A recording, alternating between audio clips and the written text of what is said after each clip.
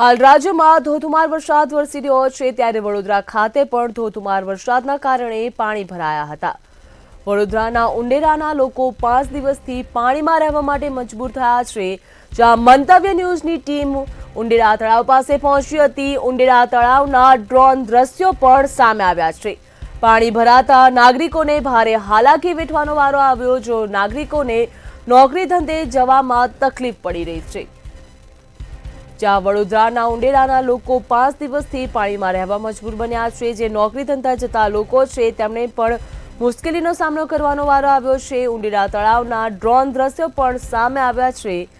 પાણી ભરાતા નાગરિકોને ભારે હાલાકી વેઠવાનો વારો આવ્યો છે। નાગરિકો હાલ ત્રાહિમામ પોકારી ઉઠ્યા છે। નાગરિકોને નોકરી ધંધે જવા માટે પણ તકલીફોનો સામનો કરવાનો વારો આવ્યો છે। કેટલાક લોકો ઘર બંધ કરી બહાર રહેવા પણ મજબૂર બન્યા। મીડિયાના અહેવાલ બાદ તંત્ર સફાળું જાગ્યું। ઉંડેરા તળાવના ડ્રોન દ્રશ્યો પણ સામે આવ્યા છે। પાણી ભરાતા નાગરિકોને ભારે હાલાકી વેઠવાનો વારો આવ્યો છે। મીડિયામાં અહેવાલ રજૂ કરવામાં આવ્યો હતો ત્યારબાદ તંત્ર સફાળું જાગ્યું છે। તંત્ર દ્વારા હાલ કામગીરી પણ કરવામાં આવી રહી છે। સિટીના ઉંડેરામાં રહેવાની કેવી મજા આવે છે?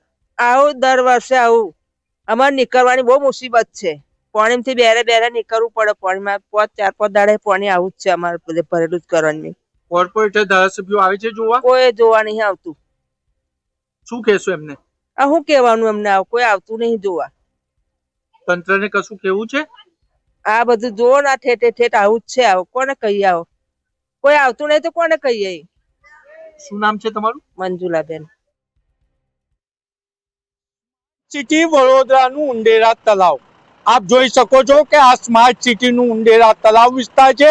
અને આ તળાવ વિસ્તાર છેલ્લા 5 દિવસથી પાણી ભરાયા છે। પરંતુ ક્યાંક ને ક્યાંક તંત્ર મોડે જાગ્યું છે ને હાલ કામગીરી કરી રહ્યું છે।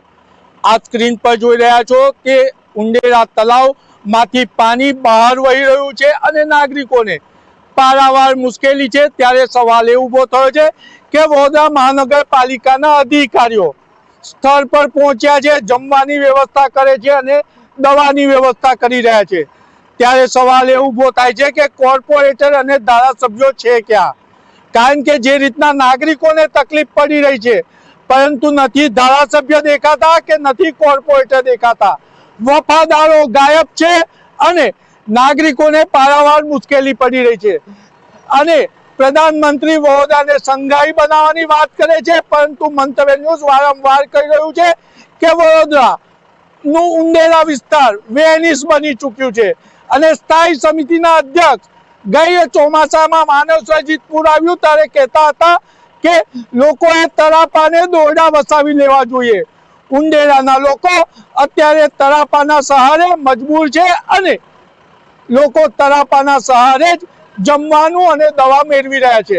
કેમેરામેન મિલિંદ મેલે સાથે નિલેશ બ્રહ્મભટ્ટ, મંતવ્ય ન્યૂઝ, વડોદરા।